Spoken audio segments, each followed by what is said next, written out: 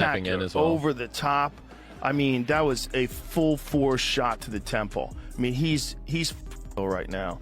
So they wipe off his gloves, but you look at him like he's really feeling it right now. I mean, he probably has no idea where he is.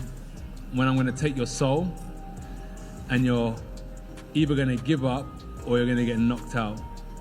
And unless you have that instinct, you just will never be a good fighter. Likely that one big shot's going to land if the guy's not throwing other shots. So I thought with less artillery in the air, less bombs in the air, that the guy would have a chance to get to later rounds. The outcome was inevitable, and honestly, it's brutal. This night didn't just end Jake Paul's streak. It shattered the hype around crossover boxing entirely. Careers wobbled and egos took hits before the crowd even stopped cheering. Let's back it up, because understanding how we got here is bigger than the knockout itself. Joe Rogan was grinning at ringside like he already knew how it would end. And let's be real, this scene felt scripted from the start.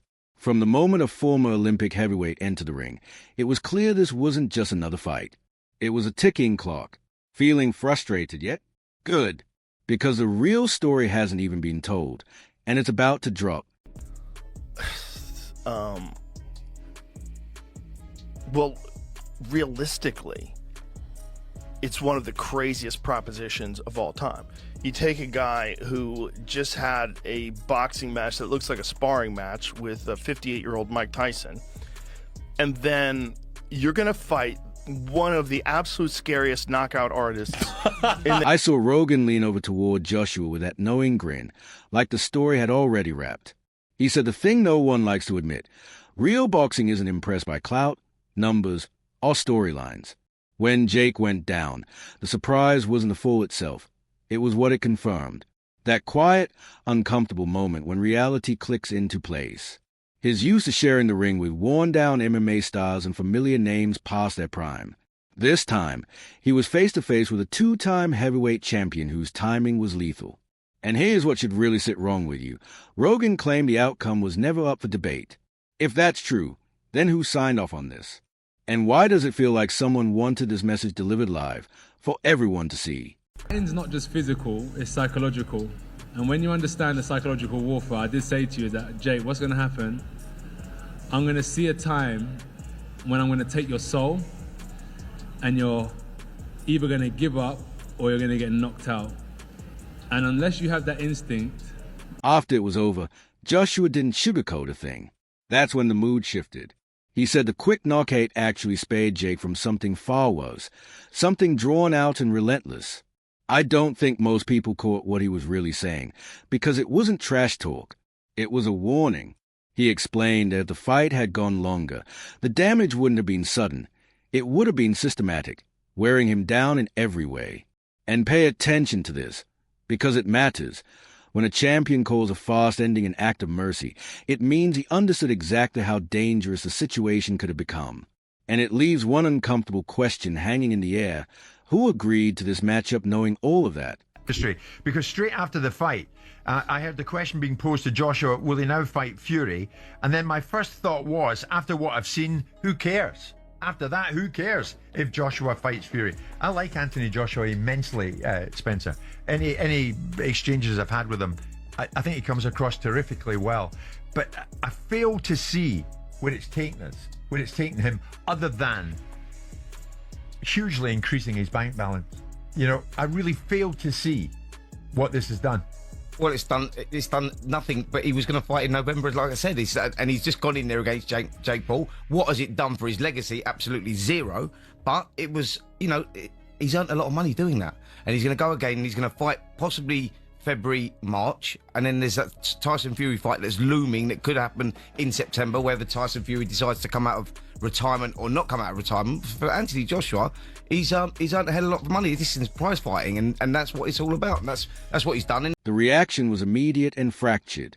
Half the crowd cried cash grab, while the other half whispered, maybe Jake's ready. And honestly, both sides were missing the point. Joshua isn't just a challenge, he's a fortress. Olympic gold, world titles, years at the pinnacle of the sport. Meanwhile, Jake is still stacking credibility, step by step. So when that right hand landed and the night ended, Simon Jordan called it a dark day, and you could feel why. When commentators say the sport looks like a joke, it's not anger, it's respect mixed with fear. And here's the part no one wants to face yet. Once this line is crossed, there's no going back. Earning more than Joshua. That apart, Spencer, 6 rounds to get Paul out of there. Reputationally, how does it leave AJ?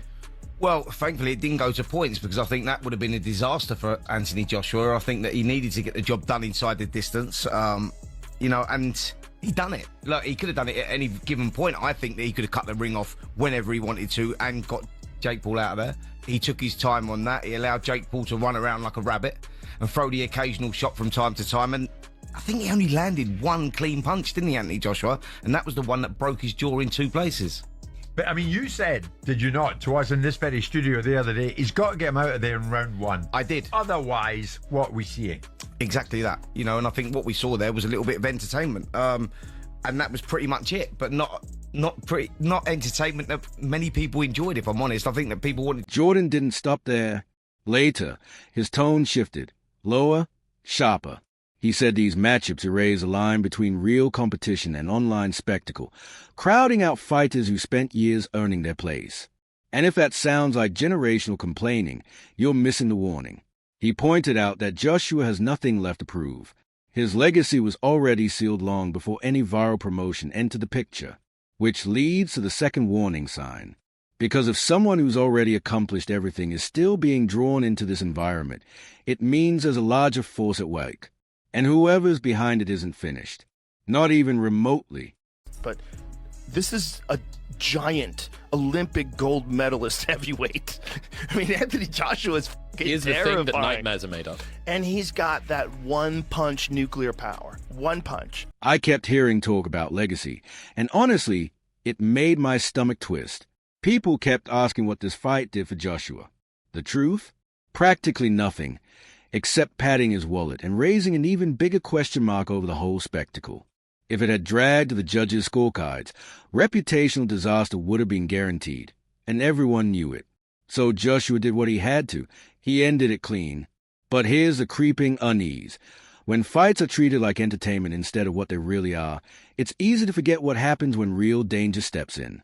And tonight, danger arrived early, and it wasn't hiding a smile. Anthony Joshua and Jake Paul shared a ring. Your takeaways from the 6 rounds that we saw, presuming you watched?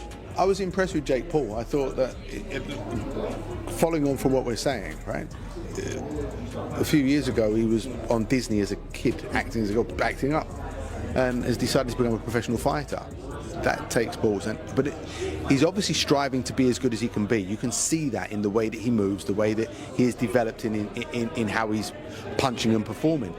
But to make a 2-time world heavyweight champion that's still live, AJ's still got something about him, to make him miss in such an accomplished manner. All right, so at times he was jumping out and running around, but there were times when he was well in range and still making AJ unable to land a clean, solid shot. He deserves a lot of respect for that.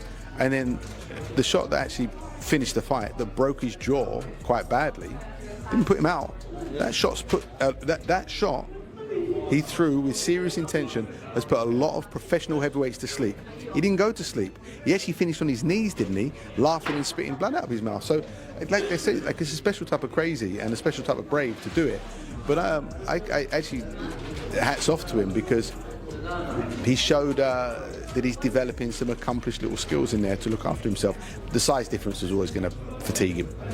I know everyone will come with the idea that, AJ should just go in there 1 round and smash him to bits, and that should be it was a big ring, right? Perhaps he could have cut the ring off a bit better, but would I be right in saying that regardless of skill level, if you forget about that with the 2 for a second, if someone is on the back foot on their bike and doing what Jake was doing, it's difficult no matter who you are, no matter the kind of separation in skill level. It's a big ring, and you've either got to run at him and look like a novice yourself, or just take your time and understand. Rogan didn't hold back afterward.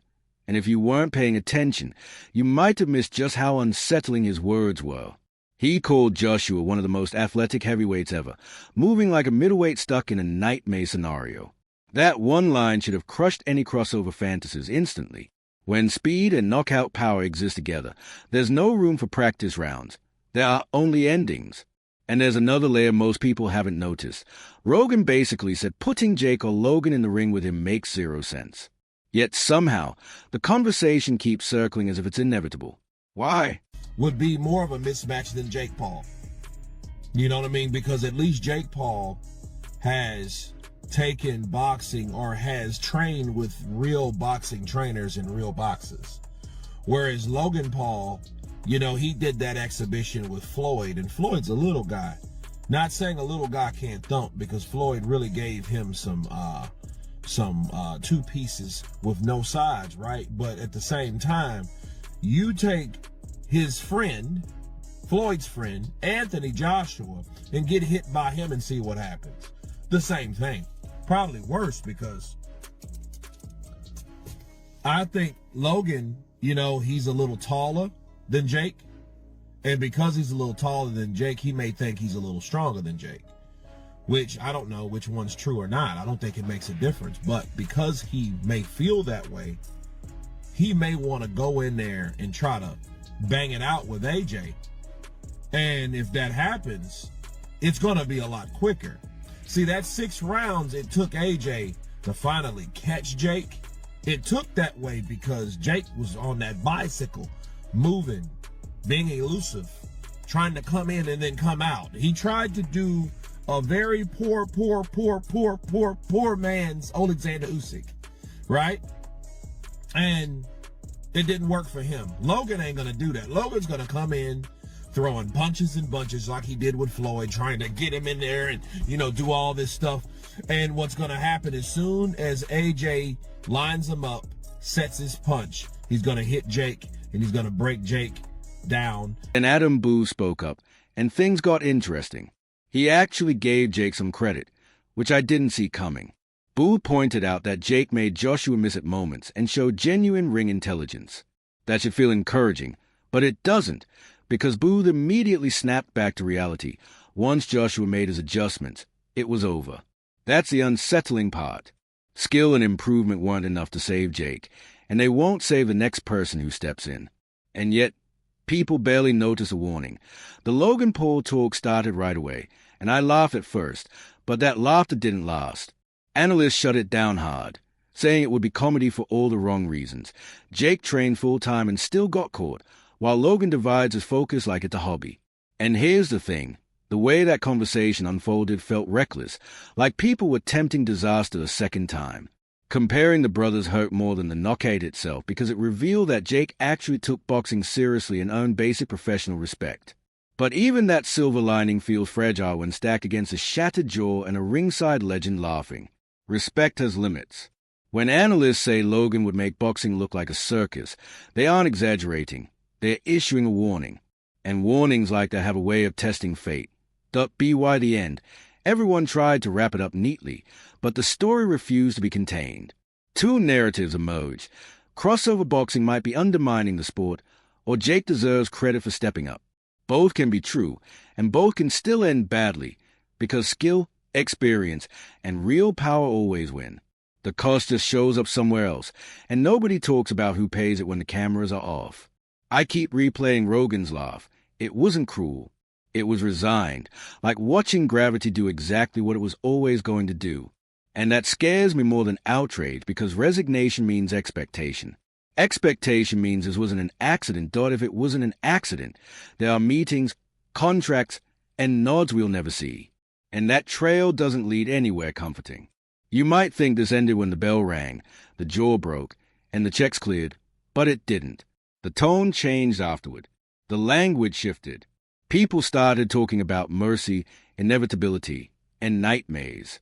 When a sport talks like that, it's bracing for impact. There's a name we haven't heard yet. Someone who's about to be pulled into this mess whether they want it or not. Everyone asks what's next. That's the safe question. The real question is, who'll benefit from pretending this was normal? Normal fights don't feel like warnings, and normal knockouts don't sound like confessions. Something is still unfolding behind the scenes. Someone is hiding the truth. And when it comes out, it won't be neat.